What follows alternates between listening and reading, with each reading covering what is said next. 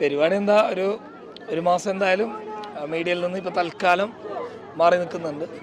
ഇപ്പോൾ ഒരു മാസം മാറി നിന്നിട്ടുണ്ട്. ഇനി കുറച്ചങ്ങോട്ട് ഇത്രയും എനിക്ക് തോന്നുന്നത് ഒരു 8 വർഷക്കാലമായിട്ട് ഞാൻ മീഡിയയിൽ സജീവമായിട്ട് ഇടപെടുന്ന ഒരാളാണ്.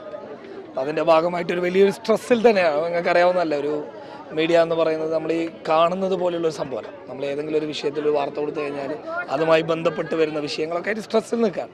ഇപ്പോൾ ഒരു കുടുംബജീവിതത്തിലേക്ക് പോകുമ്പോൾ ആ സ്ട്രെസ്സ് കൊണ്ടുവരണ്ടെന്നല്ല, തൽക്കാലം ഒരു ഫ്രീ, തൽക്കാലമായിട്ടൊന്ന് ചെറിയൊരു ബ്രേക്ക് അത് എടുക്കാൻ വേണ്ടി പോവാണ്. വൈഫ് അൽഫിന എന്നാണ്. അൽഫിന എന്ന് പരിചയപ്പെടുത്തിക്കോളും. ഞാൻ അൽഫിന, എൻ്റെ വീട് എറണാകുളമാണ്, പെരുമ്പാവൂർ. ഞാൻ ഇപ്പോൾ ഡിഗ്രി കഴിഞ്ഞു, BSc ഫിസിക്സ് ആയിരുന്നു. അതായത് പിന്നെ റേഡിയോളജി പഠിച്ചു. വീഡിയോസിലൊക്കെ രണ്ടുപേരും ഒരുമിച്ച് വീഡിയോസ് ചെയ്യും.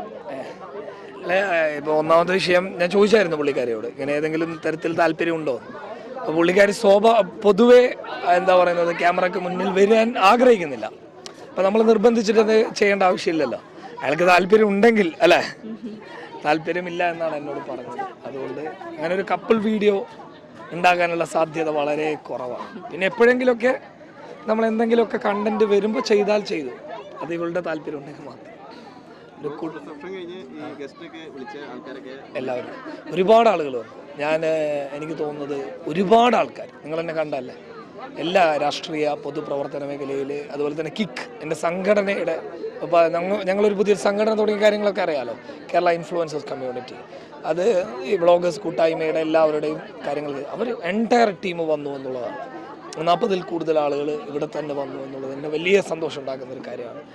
പലരെയും വേണ്ട രീതിയിൽ പരിഗണിക്കാൻ പറ്റിയില്ല എന്നുള്ള ഒരു വലിയ വിഷമമുണ്ട്. പിന്നെ അതോടൊപ്പം തന്നെ നിങ്ങൾ എത്ര സമയമായി കാസർഗോട്ടേക്ക് വരിക, എവിടുന്ന് വരുന്ന, എറണാകുളത്ത് നിന്ന് വരിക, ഇത്ര കഷ്ടപ്പാടുള്ള ഒരു പരിപാടിയാണ്. എറണാകുളത്ത് നിന്ന് കാസർഗോട്ടേക്ക് വന്നു, ഇവിടെ നിന്നു ഈ സമയം വരെ നിങ്ങൾ നിൽക്കുന്നുണ്ട്. നിങ്ങളോടും വലിയൊരു നന്ദിയുണ്ട്, കടപ്പാടുണ്ട്. യെസ്, പ്രണയവിവാഹമാണ്. എത്ര വർഷത്തെ പ്രണയമായിരുന്നു? പ്രണയം അങ്ങനെ പറയുന്നത് ഈ പുള്ളിക്കാരിയും ഞാനും, പുള്ളിക്കാരി ഒരു സുപ്രഭാത നിമിഷത്തിൽ ഞാനുമായിട്ട് ചാറ്റ് ചെയ്യുകയും ഞാൻ പുള്ളിക്കാരിയായിട്ട് ചാറ്റ് ചെയ്യുകയും പരസ്പരം ഇഷ്ടപ്പെട്ടു. അതെ. അപ്പോൾ അങ്ങനെ അത് ഒരു ലവ് മാരേജ് എന്ന് പറയുന്നതിനേക്കാളും നല്ലത് പെട്ടെന്ന് അങ്ങനെ ഒരു അറേഞ്ച് മാരേജ് എന്ന് പറയുന്നതാണ് നല്ലത്. കാരണം പുള്ളിക്കാരി ഫാമിലിയോട് പറഞ്ഞു, ഞാൻ എൻ്റെ ഫാമിലിയോട് പറഞ്ഞു, 2 ഫാമിലിയും അപ്പുറം ഇപ്പുറം കണ്ടു, പെട്ടെന്ന് തന്നെ സംഭവിച്ചു എന്നുള്ളതാണ്. കാരണം പുള്ളിക്കാരിയുടെ ഉമ്മയാണെങ്കിലും ഉപ്പയാണെങ്കിലൊക്കെ എൻ്റെ വീഡിയോസ് കാണുന്ന ആളുകളാണ്. അപ്പോൾ അവർ സ്വാഭാവികമായിട്ട് കിലോമീറ്റേഴ്സിൻ്റെ 350 കിലോമീറ്റർ പോകണ്ടേ, അതല്ലാതെയുള്ള ഒരു വിഷയമൊന്നുമില്ല. ബാക്കിയൊക്കെ ഓക്കെയാണ്. നല്ല ഇവരുടെ ഫാമിലി ആണെങ്കിൽ വളരെ നല്ല ഫാമിലിയാണ്. I am very happy. ഒരു എന്താ സാഹസികമായിട്ടുള്ളൊരു പ്രണയം അങ്ങനത്തെ ഒന്നുമില്ല. വളരെ സിമ്പിളായിട്ട് ഇഷ്ടപ്പെട്ടു, പറഞ്ഞു, നടന്നു. അങ്ങനെ പറയാതിരിക്കുന്നതാണ് നല്ലത്. 2 പേരും പറഞ്ഞു എന്ന് പറയുന്നതായിരിക്കും നല്ലത്.